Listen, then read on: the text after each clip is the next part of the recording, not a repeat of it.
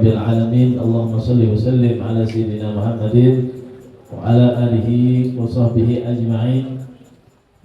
Sebelum kita mulai pembacaan kitab Nasaihul Ibad, kitab yang insyaallah mulai minggu ini dan seterusnya akan kita baca ya. Kitab ini adalah karangan daripada ulama asli Indonesia yang namanya harum internasional sampai ke penjuru dunia. Siapa? Yaitu Syekh Muhammad Nawawi Al-Jawi Al-Bantani ya. Beliau ini ulama yang asli dari Indonesia, kemudian hijrah dan menjadi imam besar ada di Masjidil Haram dulu ya. Dan banyak santrinya, di antaranya Kiai Haji Khalil Bangkalan ya, orang itu muridnya murid daripada Syekh Nawawi Al-Bantani. Nah, kemudian Syekh Hasim Kiai Haji Hasim Asy'ari, pendiri Nahdlatul Ulama, juga murid daripada Syekh Nawawi Al-Bantani. Yang kitabnya kita akan baca nanti. Jadi mudah-mudahan kita dapat berkahnya. Mudah-mudahan kita istiqomah mendapatkan keberkahan dunia sampai akhirat. Nah, kemudian di pertemuan yang lalu kita juga membaca kitab Ayyuhal Walad, karya daripada Hujjatul Islam Al-Imam Al-Ghazali.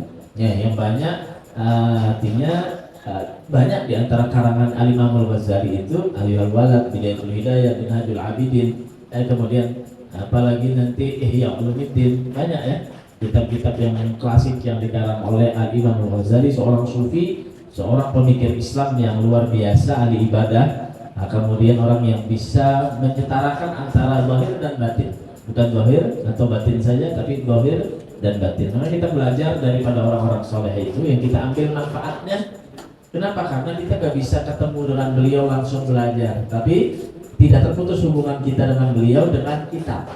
Ya, kitab ini yang langsung dikarang beliau, maka mutasil kita, sambungan kita kepada mereka orang-orang soleh, sambung juga kepada Rasul Sallallahu Alaihi wa ala alihi washabihi wasallam. Jadi takhtim pembacaan kitab Ayyuhal Walad ya, artinya habis hataman kita pembacaan kitab Ayyuhal Walad di minggu kemarin. Nah, kita hari ini cuma membaca doa selamat. Kemudian mudah-mudahan apa yang kita pelajari selama di majlis bermanfaat bagi kita dunia akhirat, dan mudah-mudahan kita bisa mengamalkannya. Amin. Allahumma amin. Ala hadhihi niyah ala mana wa syekhuna wa aslafuna salihun. Allah yudkhil niyatana fi niyatihim wa a'malana fi a'malihim wa aqidatana fi aqidatihim wa ila hadratin Nabi Muhammad sallallahu alaihi wasallam. Al-Fatihah. Ya Rabbi, sallallahu alaihi wasallam. Amin. Allah bismillahirrahmanirrahim. Alhamdulillahirabbil alamin. Allahumma shalli ala sayyidina Muhammadin wa ala sayyidina Muhammad. Allahumma anfa'na bima 'allamtana wa zidna ilma ma yanfa'una. Rabbi zidna ilma, Rabbi zidna ilma, Rabbi zidna ilma. Allahumma arzuqna al-ikhlas fi talabil ilmi wa nasrihi wa fi jami'i ta'ah. Rabbana atina fid dunya hasanah wa fil akhirati hasanah wa qina adzaban nar wa adkhilna al-jannata wal abrar ya aziz ya ghafar ya rabbal alamin. Wa sallallahu ala sayyidina Muhammadin wa alihi wasallam bi fadli subhana rabbika rabbil izzati amma yasifun.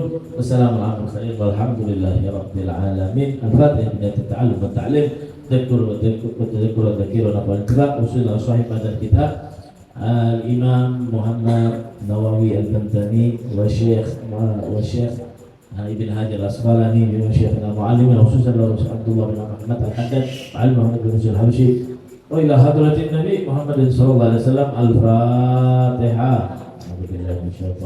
Bismillahirrahmanirrahim. Alhamdulillahi rabbil alamin arrahmanir rahim maliki yaumiddin.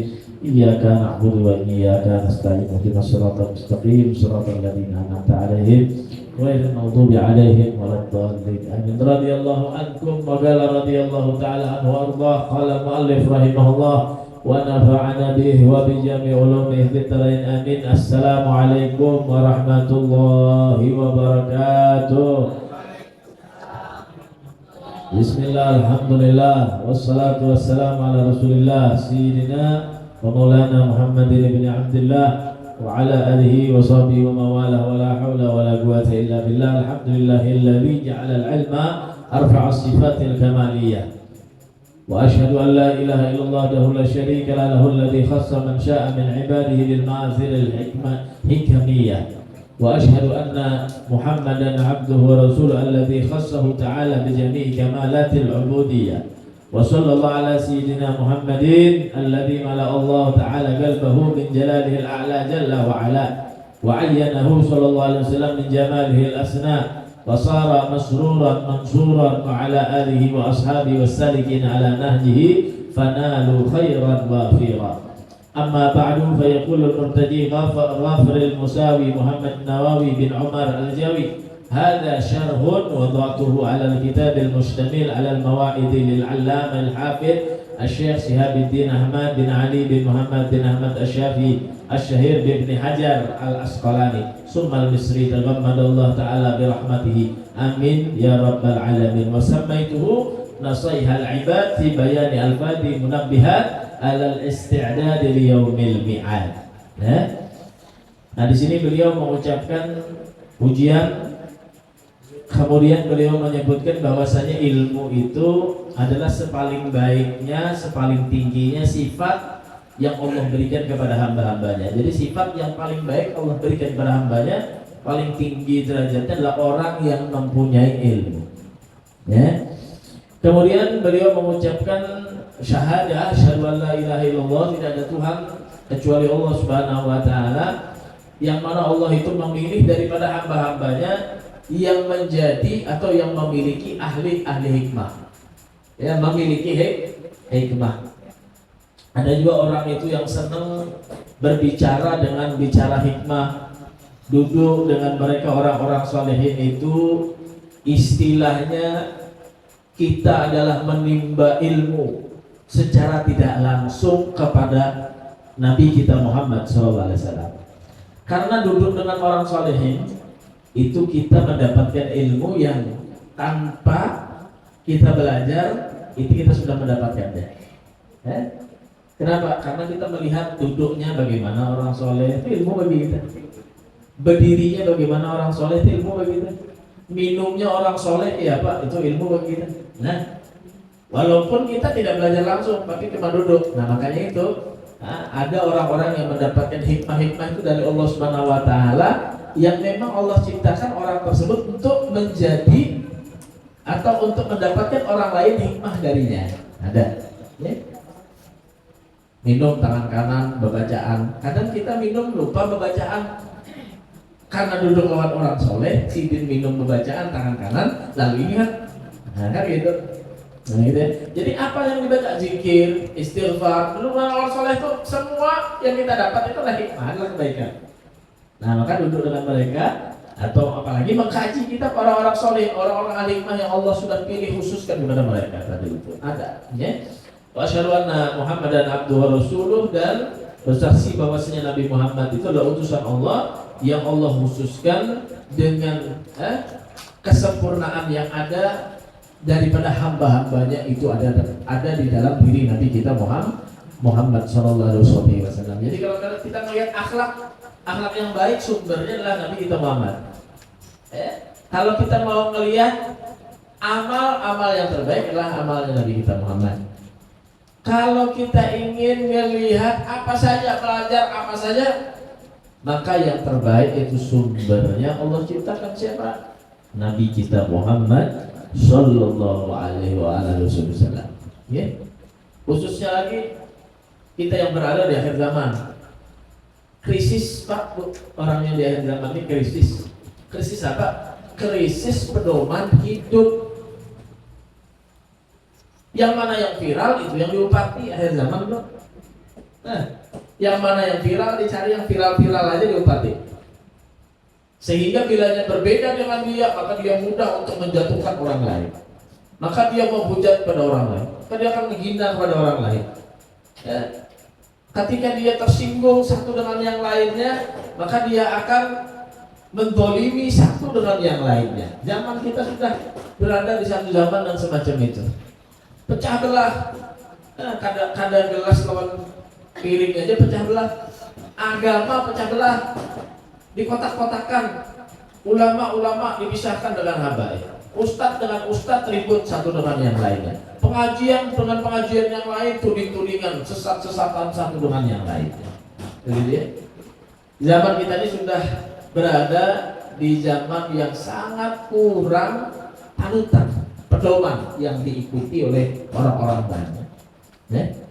Maka sebenarnya itu Rasul sallallahu alaihi wasallam juga disebutkan oleh Allah di dalam Al-Qur'an. Laqad kana lakum fi Rasulillahi uswatun hasanah. Maka dari itu Allah sampai mencatatkan dalam Al-Qur'an. Nah, lihat Rasul sallallahu alaihi wasallam itu adalah pedoman hidup kita. Bagaimana Rasul sallallahu alaihi wasallam memuliakan tetangga? Bagaimana Rasul sallallahu alaihi wasallam memuliakan orang yang lebih tua?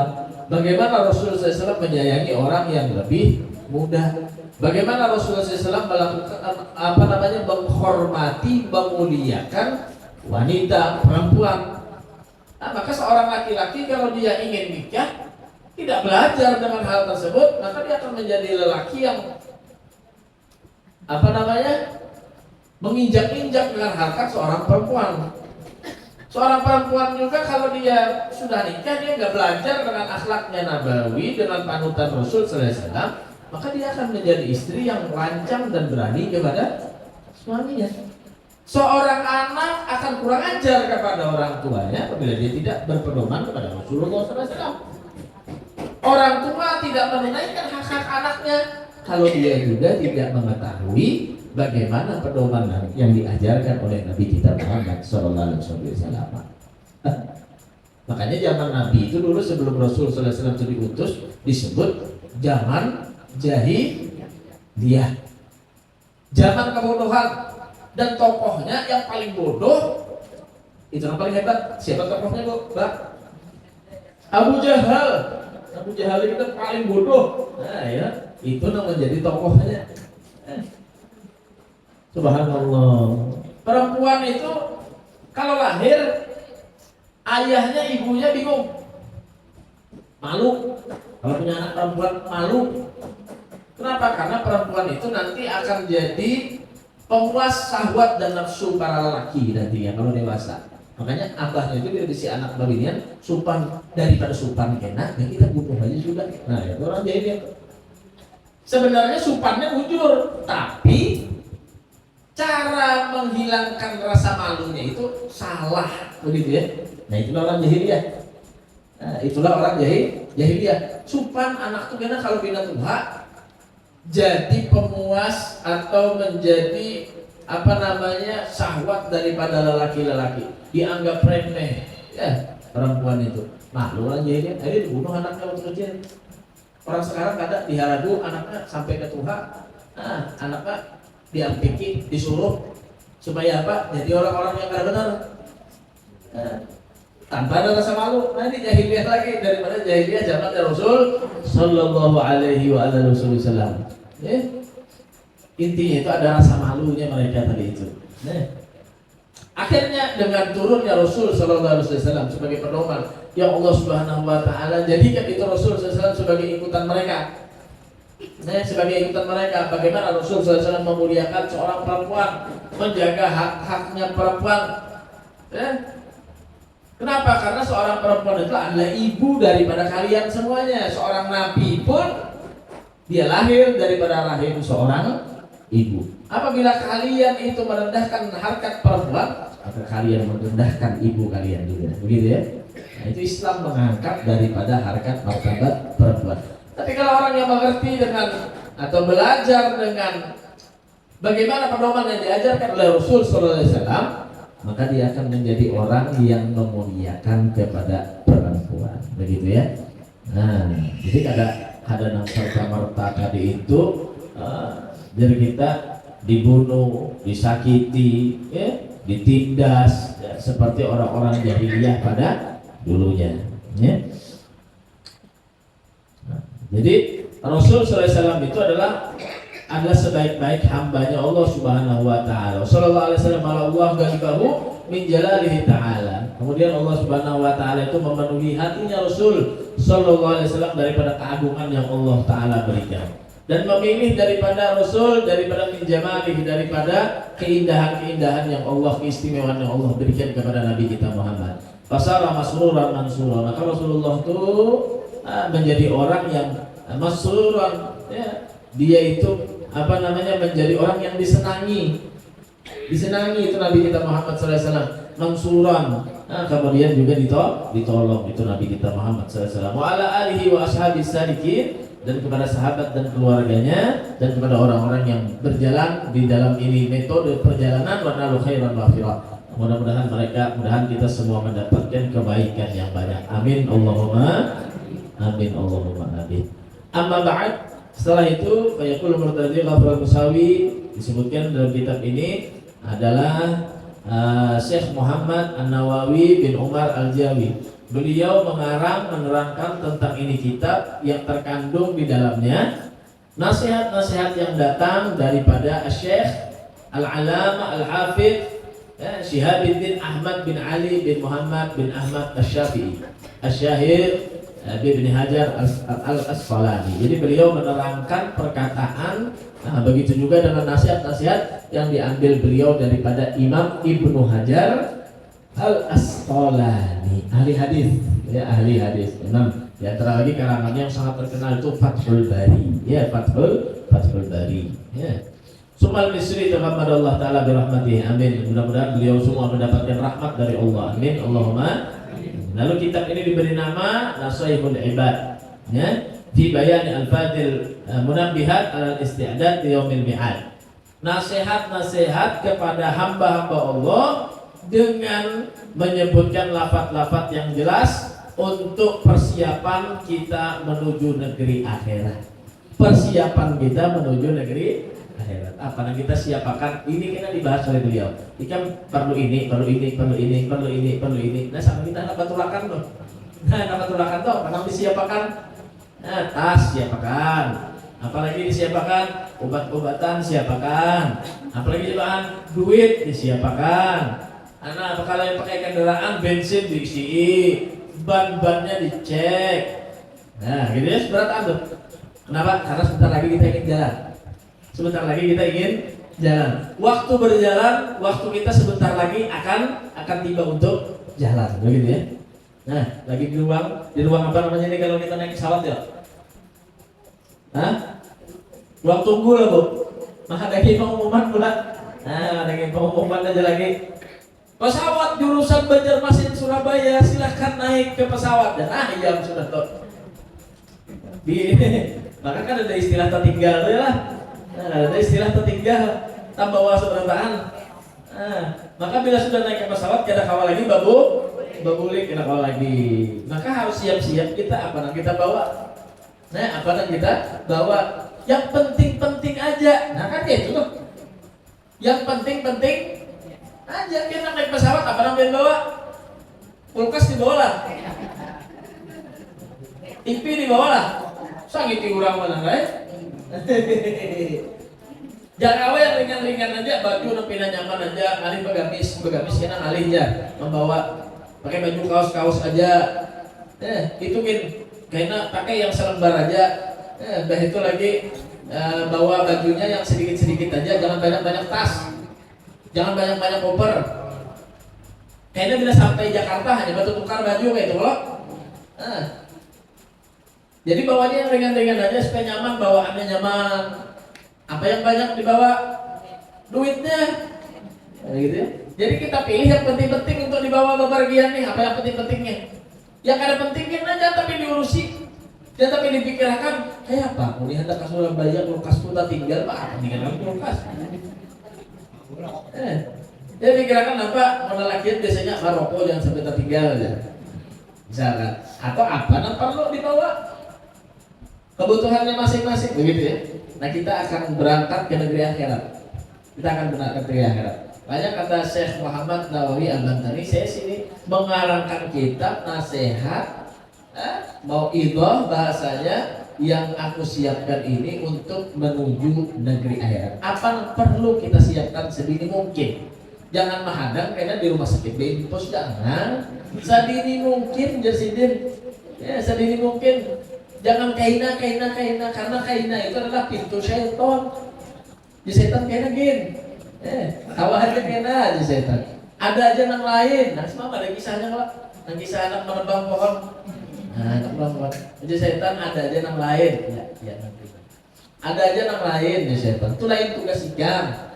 Nih, Udah itu setan kenagin, ada aja lagi kenagin, tahu aja lagi, nah gitu ya. Pagi lagi anum-anuman nih, lagi anum-anuman nih, wah asik-asiknya lagi. Kena jigin musola tuh kamu sholat kena. Bila sudah kena ngalih ke jalan hajar kamu sholat. Bila mata kada tapi melihat lagi hajar kamu sholat. Apa itu? Coba lihat ini langgar masjid itu paling banyak penghuninya 60 tahun ke atas. Insya Allah. Yang ditanamkannya apa?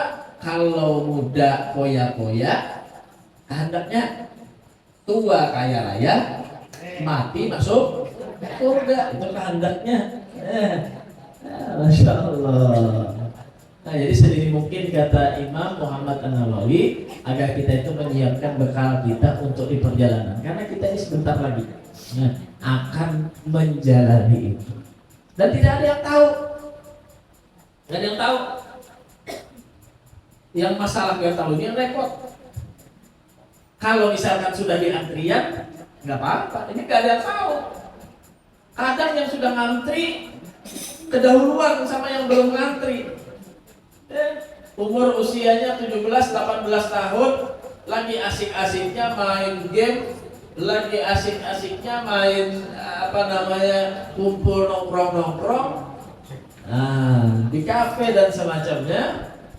Besoknya ada bendera hijau depan rumah, gitu ya, macam-macam. Jadi ada orang yang sakit pun kayak gitu. Belum tentu orang yang sakit itu dia akan lebih dulu dari kita. Ya. Karena sudah ditentukan oleh Allah Subhanahu wa taala sebelum kita masuk ke dunia ini. Itu sudah diperjanjikan oleh Allah kepada kita. Si fulan bin fulan umurnya sekian. Si fulana binti fulan umurnya sekian. Sudah dijanji sama Allah, sudah ditakdir sama Allah. La yastaqdimuna sa'atan wa la yastakhirun, enggak bisa dimajukan, enggak bisa diundur. Yang ada nanti kalau sudah dia masuk di dalam alam barzakhnya, dia akan menjadi orang yang menyesal. Dan Allah Subhanahu wa taala juga menyebutkan dalam Al-Qur'an, mereka ketika meninggal dunia masuk ke alam barzakh mereka mengatakan, "Rabbirji'uni la'alli a'mala shalihan." Ya Allah, bolehkahkan ulun pulang ke dunia, la'alli a'mala shalihan, ulun akan beramal soleh. Semalam ketinggalan. Masuk ke dalam kubur, apalagi yang lebih dah? Ya Allah, balikan lagi ulun ke dunia, ulun akan beramal soleh. Maka dari itu pentingnya bagi kita untuk menyiapkan, sehingga penyesalan kita itu nggak banyak. Istilah orang menyesal itu, tapi apa yang dia tinggalkan menjadi kebaikan, maka tidak ada lagi penyesalan walaupun dia tidak mendapatkannya. Begitu ya? Dia misalkan punya uang, kemudian uang itu dia tidak bisa memanfaatkannya, dia tidak bisa mendapatkannya karena habis usianya, meninggal dunia. Tapi uang itu dipakai oleh anaknya. Untuk apa? Membangun masjid. Untuk apa? Membangun kebaikan. Untuk dipakainya belajar, untuk dipakainya bermanfaat kepada orang muslimin dan yang lainnya. Ingat, orang tua yang meninggalkan yang semacam ini, dia akan mendapatkan pahalanya walaupun dia sudah meninggal dunia.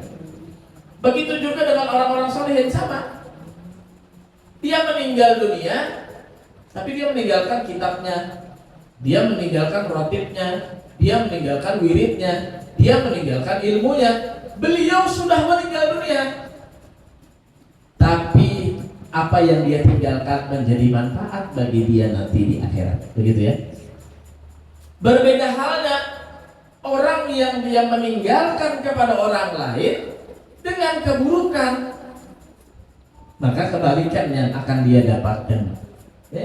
Dia sudah menyesal karena amalnya kurang, lalu apa yang dia dapatkan lalu diwariskan oleh orang lain dengan tidak sesuatu yang mendapatkan pahala kepada dia, maka Allah Subhanahu wa taala akan bikin penyesalan yang ganda kepada orang ini tersebut. Allah, ada bahkan diceritakan di dalam kitab itu diceritakan ada seorang ibu yang dilihat di dalam mimpinya Ibu tadi duduk di ujung dengan pakaian putih, ya, di pinggir jalan, di pinggir tempat itu dengan pakaian putih. Dan ibu itu sendirian dulu, bahagia senang. Sedangkan ada orang-orang yang lain berkumpul secara banyak, berkumpul. Kemudian itu orang-orang yang berkumpul mengharapkan mendapatkan bagian yang akan dibagi, mendapatkan bagian yang akan dibagi berupa pahala dan yang lainnya. Kemudian dilihat ibu ini tidak bergabung dengan orang-orang yang dia mengharapkan bagian pahala tadi. Ketika ditanya, wah ibu kenapa pian kada umpat bergabung mencari pahala kepada mereka yang berkumpul itu semuanya? Lalu ibu itu menjawab, saya punya anak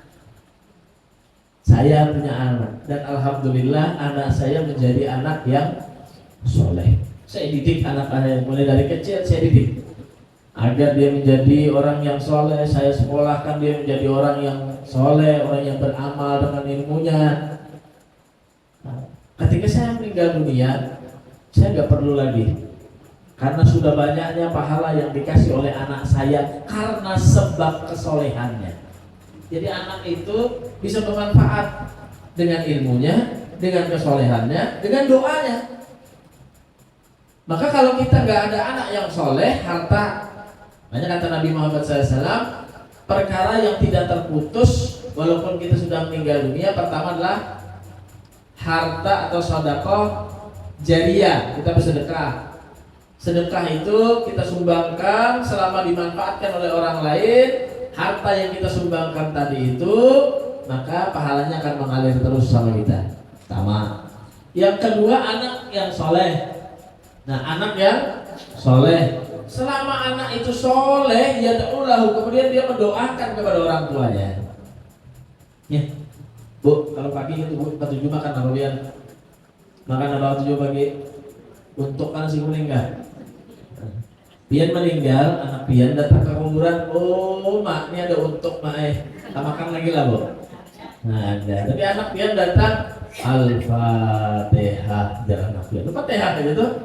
Ada pada duitan, duit kira, ada pada duitan, Al-Fatihah.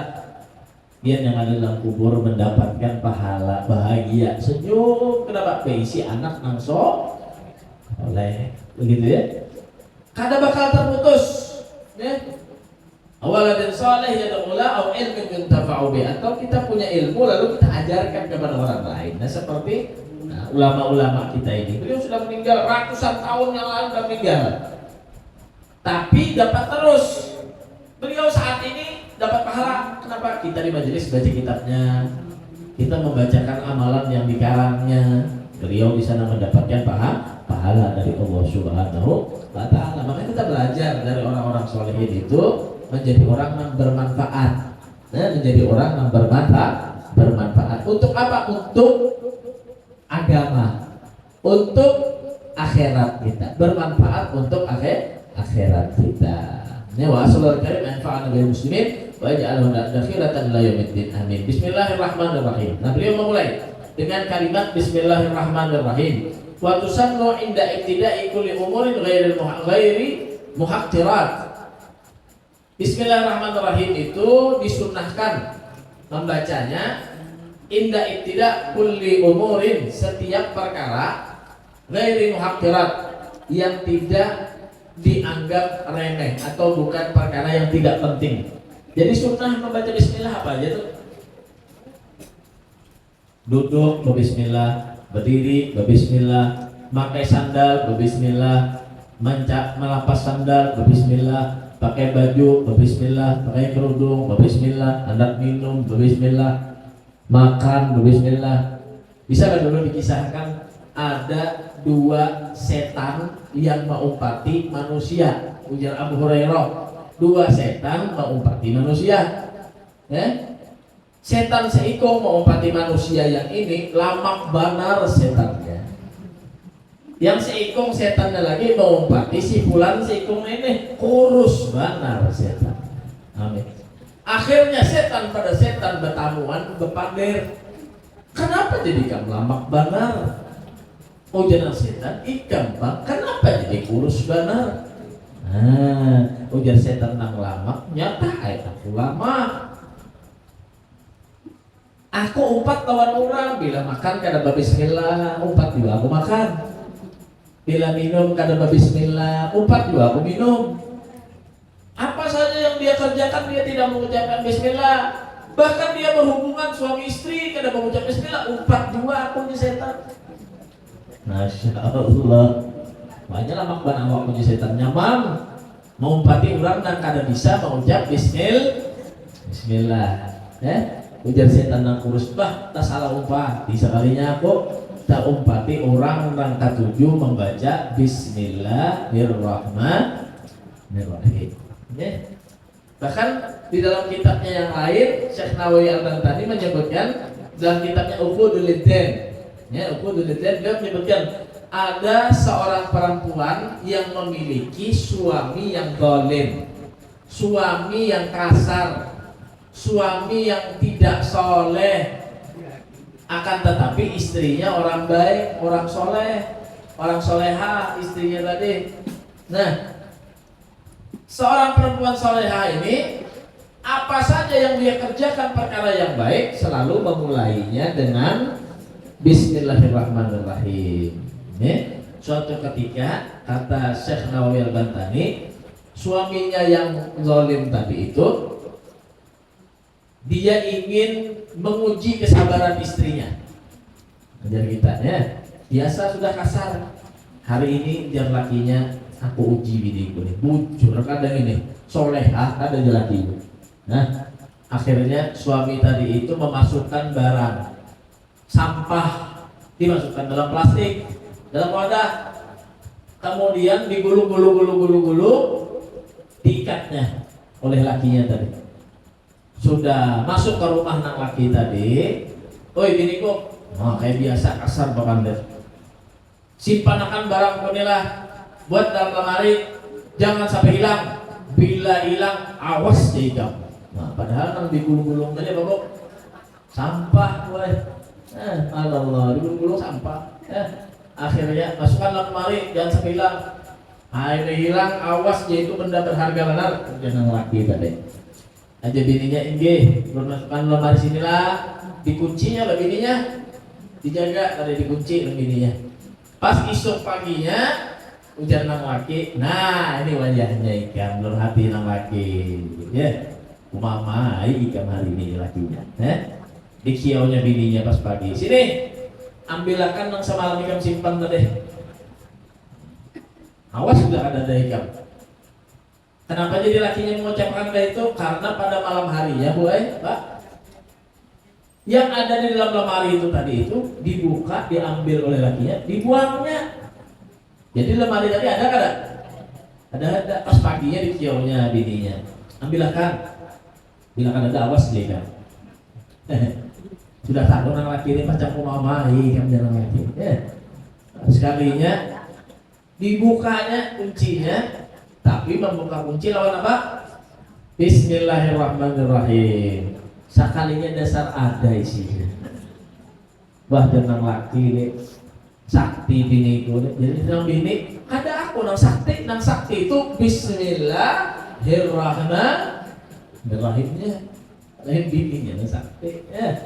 Nah inilah kehebatan daripada kalimat Bismillahirrahmanirrahim. Jadi induk seluruh Al-Quran isinya itu terkandung dalam kalimat Bismillahirrahmanirrahim. Jadi kalau perkara penting apa saja pian gawi, pian kerjakan, jangan kada ingat Bismillah. Nah itu ilmu yang paling hebat itu, karena banyak orang bolang aja kenal, cuma Bismillah ada.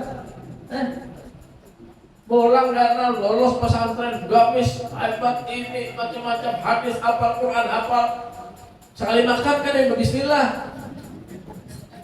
Jadi kalau kita ini mengamalkan, coba kita jadi menawi Bismillah segala sesuatu yang penting, amalkan biar jangan sampai ketinggalan membaca Bismillahirrahmanirrahim. Hukum Bismillah ini pulang ada 5, kan nih? Hukum Bismillah ini ada 5, tergantung dengan tujuannya. Paham? Wajib membaca bismillah. Di mana hukumnya wajib? Ketika membaca Al-Fatihah di dalam sholat wajib membaca bismillahirrahmanirrahim. Tujuannya sembahyang mana? Membaca bismillah hukumnya sunnah. Ketika makan, ketika minum, nah gitu ya. Hukumnya sunnah. Kemudian lagi ada yang makruh membaca bismillah. Menggawinak makruh, merokok malikit bismillahirrahmanirrahim. Merokoknya makruh, ucap bismillahnya hukumnya makruh. Ada lagi hukumnya haram apabila menggawinak haram. Aku malam hendak menjuntak sambil mengambil bismillahirrahmanirrahim. Nah, ya. Menjuntak itu hukumnya haram, membaca bismillahnya hukumnya haram juga, paham ya? Nah, maka dari itu jadi perkara-perkara yang penting, nah kita dianjurkan untuk membaca bismillahirrahmanirrahim.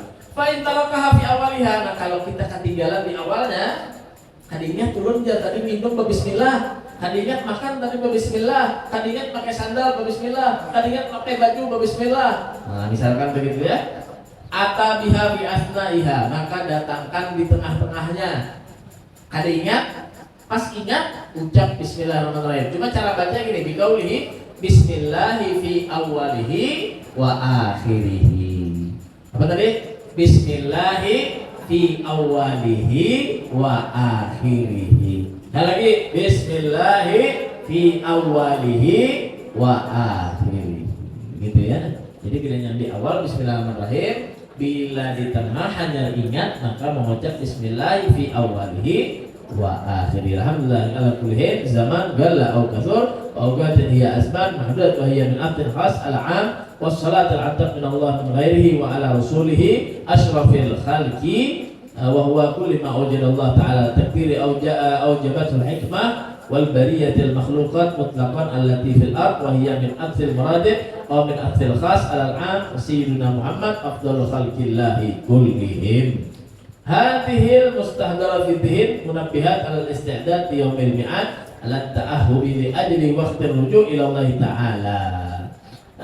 Fa inna minha ma yakunu mathna wa minha ma yakunu sulatiyyan ila tamamil ashraf. Wa huwa Ibnu Utsman bin Abbas bin Utsman an-Nasyri muttasilan ila Abi Dzar al-Ghifari radhiyallahu an Rasulillah sallallahu alaihi wasallam bima yarwihi an rabbih azza wa jalla. Insyaallah di pertemuan yang akan datang, nah ini hanya pemulaan ya. Nah, insyaallah di pertemuan yang akan datang akan kita baca hadis-hadis dan nasihat-nasihat yang untuk tujuannya tadi bekal kita di negeri akhirat di pertemuan yang akan datang. Mudah-mudahan dosa kita semua diampuni oleh Allah.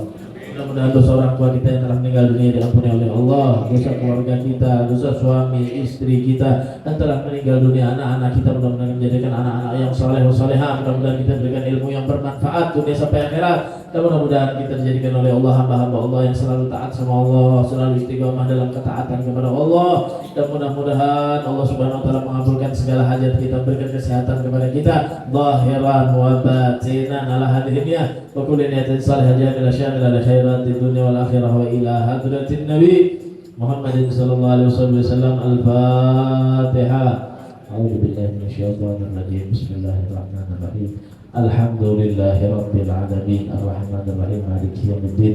Iyyaka na'budu wa iyyaka nasta'in ihdinas siratal mustaqim siratal ladzina an'amta 'alaihim ghairil maghdubi 'alaihim waladdallin. Amin. Ada yang perlu dibahas? Ada yang ditanyakan? Ibu-ibu ada yang ditanyakan? Mengantuk pada saat belajar. Harinya pulang mendung ini. Hendak malah guling. Ada yang perlu ditanya? Pak Haji ada yang tanya?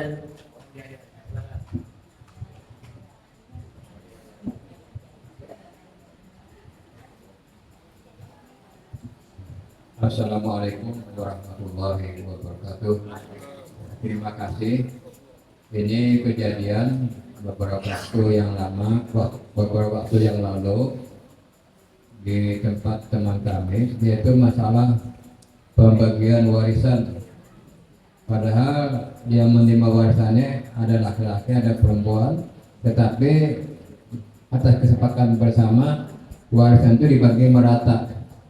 Nah, bagaimana ini hukumnya? Sedangkan di dalam syariat bahwa laki-laki dan perempuan itu beda.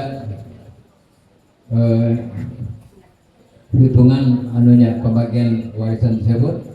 Yang kedua, setiap warisan itu harus kita terima. Bagaimana hukumnya orang yang tidak mau menerima warisan, mungkin karena dia mampu atau apa. Terima kasih. Wassalamualaikum warahmatullahi wabarakatuh. Waalaikumsalam warahmatullahi wabarakatuh. Nah, jadi memang itu Allah Subhanahu wa taala sudah menyebutkan Nabi kita Muhammad SAW sudah menyebutkan dalam hadis ya, bahwasanya ilmu pembagian warisan itu atau yang disebut dengan ilmu faraid namanya ya.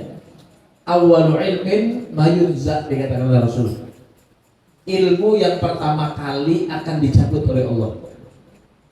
Paham ya? Ilmu yang pertama dicabut oleh Allah. Artinya banyak orang nang kada ma'amalkan lawan ilmu pembagian warisan. Itu ya Rasulullah SAW. Makanya tadi yang kadang repot tadi cerita. Kadang ada yang pembagiannya kada sesuai, maka itu jatuhnya mendolimi kepada orang. Ya, maka harus sesuai dibagi dengan yang sudah ditentukan oleh Allah Subhanahu wa taala. Anak dapat seberapa, setengah misalkan.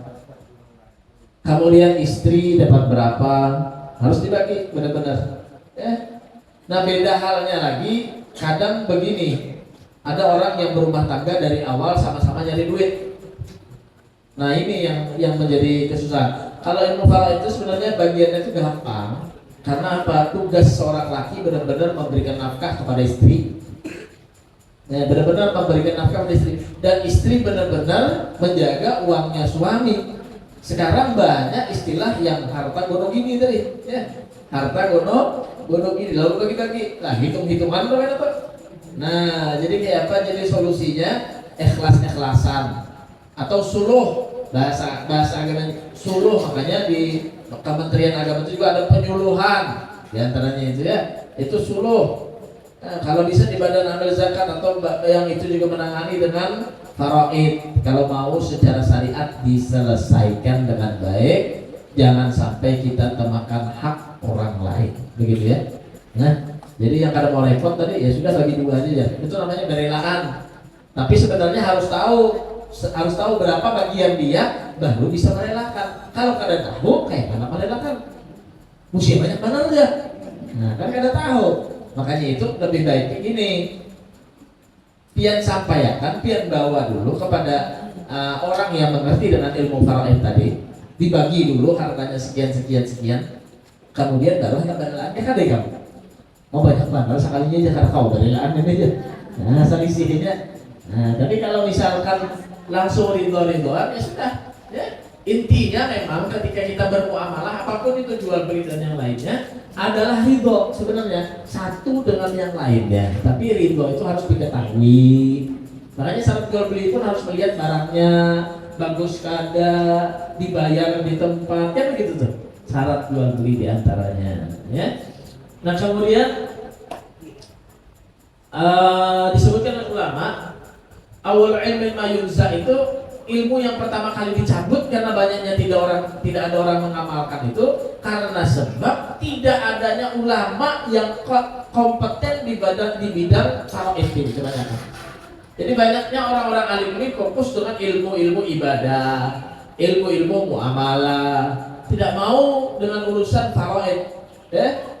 Karena memang urusan faraid ini terlalu ribet. Ya, memang terlalu ribet karena harus menghitung, harus mendetail untuk membagikan saja lainnya. Kalau misalkan salah-salah maka akan kemakan haknya orang. Maka dari itu kalau memang kita benar ingin mendapatkan harta yang berkah, maka kita harus mempresentasikan apa yang menjadi hak kita dan kita harus menyingkirkan apa yang bukan menjadi hak kita. Bukan seapa adanya tadi. Supaya sudah untung juga dapat ya. Nah kan orang kita kayak itu tuh. Ya, apalagi bagi dua, belum tentu laki-laki sama perempuan tuh beda pembagiannya. Ya, laki-laki sama perempuan tuh beda pembagiannya 2 kali lipat laki-laki dibandingkan perempuan. Kenapa? Karena laki-laki yang nyari nafkah, sedangkan perempuan itu diberi nafkah. Memang dulu begitu. Sekarang kan banyak sama-sama nyari uang. Nah makanya suluh itu berapa seorang istri itu mencari uangnya, penghasilan dikira-kira dikali berapa umurnya, dijulung dulu hartanya. hanya nang sisa ini dibagi kena. Ya kalau nang situ sini langsung dibagi, aku mencari juga dengan bintik. Ada nang laki aja mencari. Nah begitu ya. Nah, jadi sama-sama harta. Kemudian ada orang yang tidak mau menerima warisan. Tidak mau menerima warisan itu dengan alasan apa? Kalau dia ingin menyedekahkan, ambil haknya lalu sedekahkan begitu ya. Nah itu yang Abdul ini ambil dulu haknya, baru dia sedekahkan atau dia berikan kepada tempat-tempat yang bermanfaat dan yang lainnya. Bukan menolak itu tidak mau pembagian secara syariat, bukan, tapi mengambil kemudian memberikannya kepada yang lebih berhak, kepada saudaranya kah, atau kepada orang yang lebih berhak dan yang lainnya. Itu bagus ya, tapi bukan menolaknya itu atas dasar tidak mengikuti aturan syariat gitu. Mudah-mudahan bermanfaat. Amin Allahumma. Ya Rabbana Rabbana